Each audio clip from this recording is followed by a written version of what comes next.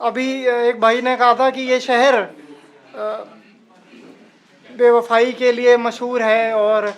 तमाम चीज़ों के लिए मशहूर है। ये शहर अदब का वटवृक्ष भी है, ये अदब की महफिल है। तो मैं कुछ नाम पहले लेना चाहूँगा कुछ पढ़ने से पहले, मैं उनको अकीदत के तौर पे,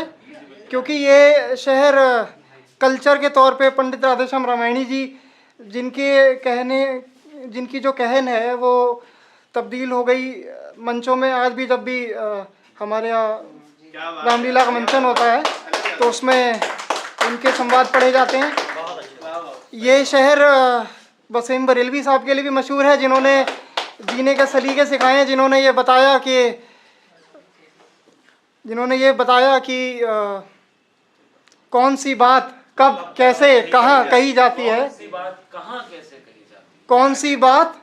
कहाँ कैसे कही जाती है, ये सलीका हो तो हर बात सुनी जाती है। ये शहर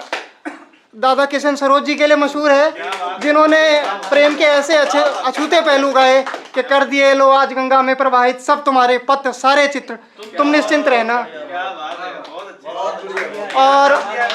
और एक आखिरी टिप्पणी मध्यम भैया, एक ऐसा नाम ले रहा हूँ, शायद बहुत से लोगों को अवगत नहीं होंगे उस नाम से। इस शहर ने एक ऐसा बाल साहित्यकार दुनिया को दिया है कि आप चाहे अनपढ़ रहें, कभी स्कूल जाएं या ना जाएं, चाहे आप IAS PCS हो जाएं, लेकिन एक कविता जो मछली जल की रानी है, दुनिया भर की जुबान पे है, वो इसी शहर के बाल साहित्यकार निरंकार देव सेवक जी की देन है। कविता के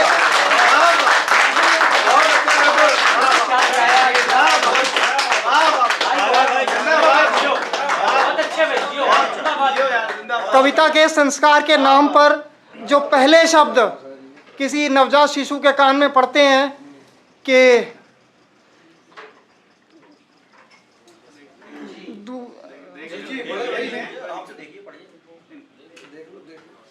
कविता के संस्कार के नाम पे जो पहले शब्द किसी बच्चे के कानों में पड़ते हैं वो लोरी भी निरंकार जी की दी हुई है। तो और आखिर में, चूँकि भाई साहब आप बहुत बड़े हैं, और मैं ईश्वर से प्रार्थना करूंगा कि जो क्षमता कुदरत ने आपको दी है सत्ता से प्रश्न करने की, और वो मुखर होकर के आपकी आवाज़ जो है पूरा हिंदुस्तान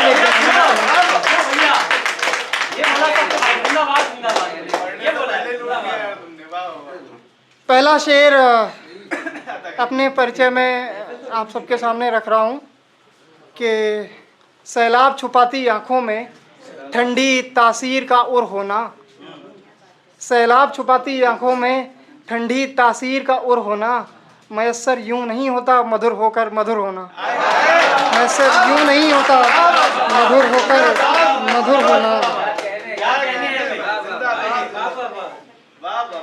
और एक किसी के साथ का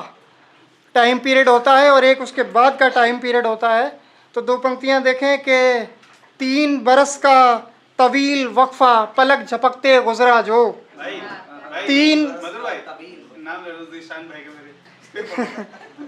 जीशान भाई की नजर करता हूँ। 3 बरस का तवील वक्फा पलक झपकते गुजरा जो, लम्हा लम्हा बीत रहा है 8 बरस से मुझ में वो। 3 बरस का तवील वक्फा पलक झपकते गुजरा जो, 3 बरस का तवील वक्फा पलक झपकते गुजरा जो, बीत रहा है 8 बरस से मुझ में लम्हा लम्हा वो। और प्यार के रास्ते पर चलकर और क्या ही हासिल होना है, प्यार के रास्ते पर चलकर और क्या ही हासिल होना है, हमको भी नादानों की फहरिस्त में शामिल होना है।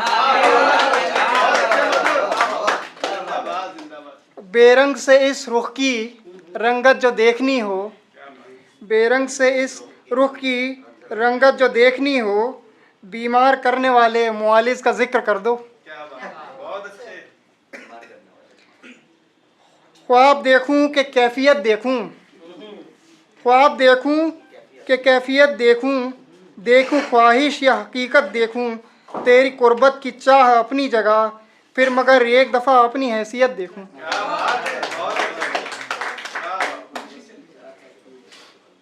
एक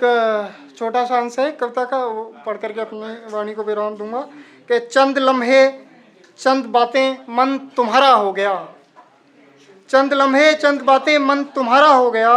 मन तुम्हारा हो गया सारे का सारा हो गया, और इंसानियत का बेपनाह बेहद खसारा हो गया, इंसानियत का बेपनाह बेहद खसारा हो गया, भाई भाई के बीच जब मेरा तुम्हारा हो गया, इंसानियत का बेपनाह बेहद खसारा हो गया, भाई भाई के बीच जब मेरा तुम्हारा हो गया। और हिंदू मैथोलॉजी में एक स्टोरी आती है जिसमें एक बच्चे को उसके पिता की गोद से उतार दिया जाता है और कालांतर में वो बच्चे को भगवान श्री हरि विष्णु की गोद हासिल होती है। वो दो पंक्तियाँ मैंने पिरोने की कोशिश की है कि भाई भाई के बीच जब मेरा तुम्हारा हो गया, एक बच्चा रहा वंचित जो पिता की गोद से, एक बच्चा रहा वंचित जो पिता की गोद से, भाव भक्ति से वो बच्चा फलक का तरारा हो गया। बहुत शुक्रिया, बहुत धन्यवाद।